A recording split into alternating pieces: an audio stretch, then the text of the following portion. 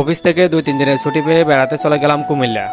Hello everyone, আসসালামু আলাইকুম। সবাই কেমন আছেন? আই হোপ আলহামদুলিল্লাহ সবাই ভালো আছেন। আলহামদুলিল্লাহ আমিও ভালো আছি। যেহেতু কুমিল্লা যাবো 2 দিন বেড়াবো, সেজন্য আগে থেকে সবকিছু গুছিয়ে নিচ্ছি।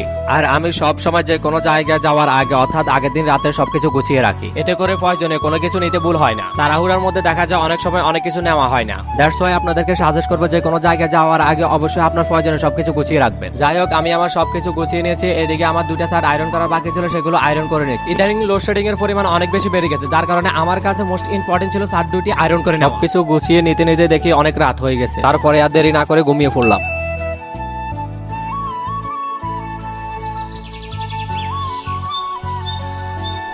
সকালে ঘুম থেকে উঠে ফ্রেশ হয়ে রেডি হয়ে নিচ্ছি।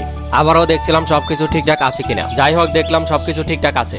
আল্লাহর নাম নিয়ে সিএনজিতে উঠে পড়লাম। আর সিএনজি করে গিয়ে আমি উঠে গেলাম বাসে উঠে জানালার পাশে বসে গ্রাম বাংলার প্রাকৃতিক সৌন্দর্য দেখতেছিলাম।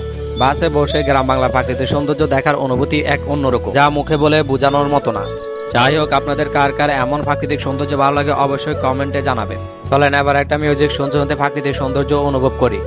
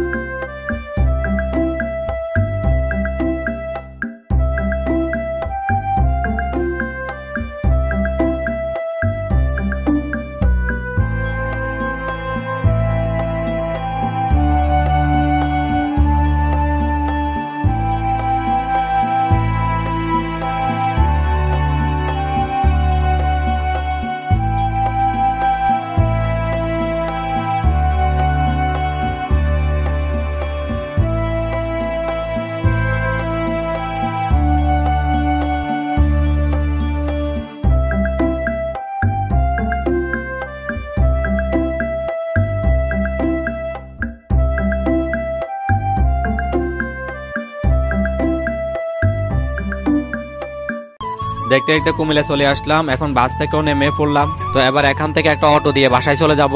আর হ্যাঁ, আগামীকাল ঘুরতে যাব এক নান্দনিক জায়গায়। নান্দনিক জায়গাটি দেখতে পাবেন পরবর্তী ব্লগে। সে পর্যন্ত সবাই ভালো থাকবেন, সুস্থ থাকবেন। আর হ্যাঁ, অবশ্যই ফ্যামিলির খেয়াল রাখবেন। এদিকে আমি রোদের মধ্যে দাঁড়িয়ে দাঁড়িয়ে অটোর জন্য অপেক্ষা করতেছিলাম, এখনো অটোয় পেলাম না। অবশেষে অটো পেয়ে গেলাম। তো যাই হোক, সবাই ভালো থাকবেন, সুস্থ থাকবেন। আজকের মতো এই পর্যন্ত, আল্লাহ হাফেজ।